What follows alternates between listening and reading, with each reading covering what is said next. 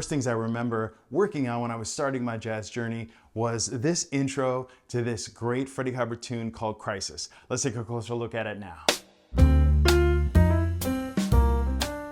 Welcome to Learn Jazz Bass. I'm Matt Rybicki. I've been playing bass for 35 years with folks like Wynton Marsalis, Christian Sands, Ulysses Owens, Marcus Printup, Lou Tabakin, Charnay Wade, Etienne Charles, and more. I was in the first graduating class of the Juilliard Jazz program, and I teach at Juilliard now, as well as teaching at University of North Carolina School for the Arts. I'm glad that you're here. This tune, called Crisis by Freddie Hubbard, was recorded famously on a couple albums. One is Ready for Freddy from Freddie Hubbard, and also Art Blakey would perform this. Freddie was in Art Blakey and the Jazz Messengers, and they have a great version on an album called Mosaic. As I said, this is one of the first things I very clearly remember trying to work out on the upright bass when I changed from electric to upright.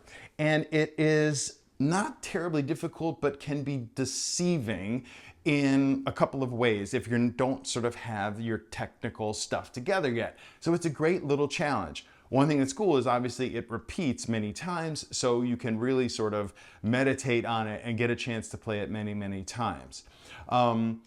One thing I learned in coming back to do this album is actually what the bassist Art Davis is doing during the head after the intro. I didn't really realize it, but we'll talk about that in a second. Let's just break down real quickly what the notes are of this intro line that happens pretty much very often when folks do it in this traditional way. One thing I want to point out too is that the chord that is written above this is a B7. And you may or may not know that the notes of a B7 chord, this is B dominant, would be B natural, D sharp, F sharp, and A natural. But what are we playing on the bass? B natural, D natural, not D sharp, F sharp, and A. That actually is a B minor 7 chord. But what the horns do when they enter, the horns are actually implying a B7. There's a very clear D sharp in there.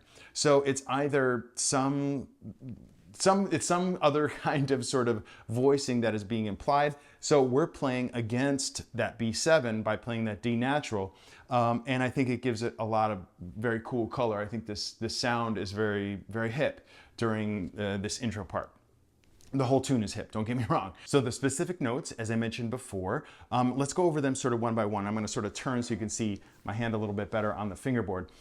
We start on B natural on the A string. I'm playing with that with my first finger, and this entire little riff lives here in this position. You don't have to move your hand at all. So starting with the first finger on the B, D natural, open D, F sharp here with your pinky,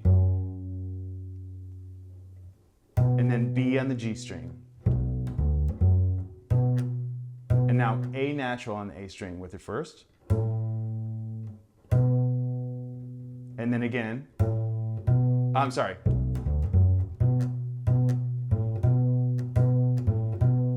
So B, A, B, and then D, F sharp again. And then hold. B, D, F sharp, A, B, B, A, B, D. Even slower.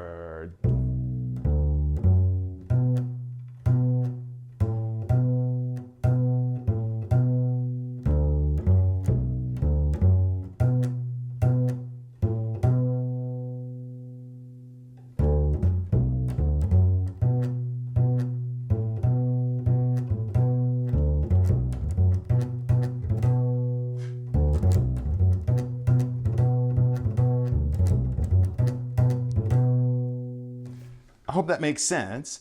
Not too terribly difficult, but we don't play anything where we stay on a B terribly often in most traditional sort of jazz, more first learning, right? So that gets this position together for you, which is cool. It also gets your hand shape together. Like I said, to get these in tune, you need to have the proper finger shape when you are actually fingering them with this distance here between the first and second finger, so that you've got plenty of distance then that forces the distance here to the pinky. So rather than having your fingers closed up like this, rather than having your fingers closed up, open them up. There's got to be a big space here as if there was another finger in here. That's got to exist there for you to get this better intonation lower on the neck like that. Another thing that I discovered, as I mentioned, in the head after this intro, Art Davis is playing a pedal point essentially. So he's playing the same note over and over and over again, which I didn't actually hear when I used to play this. I haven't listened to this recording in a while.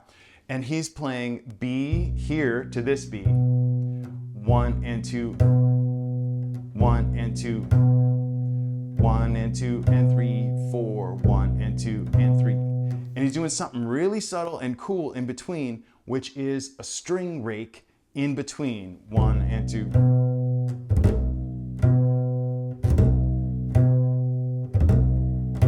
So if you're not familiar, to perform a string rake, all you're basically doing is letting your fingers, I'll do it higher here, letting your fingers slide over the strings like a rake, but you are not pressing down. So I'm just getting this percussive sound.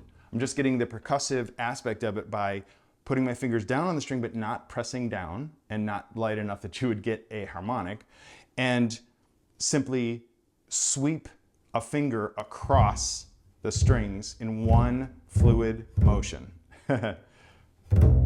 And then what I'm doing is playing the B at the end. I am pressing down on the B. So in a way, it's kind of like you're kind of really raking the G and the D strings, but it gets the sort of effect that there's almost 3 notes in there. So 1 and 2.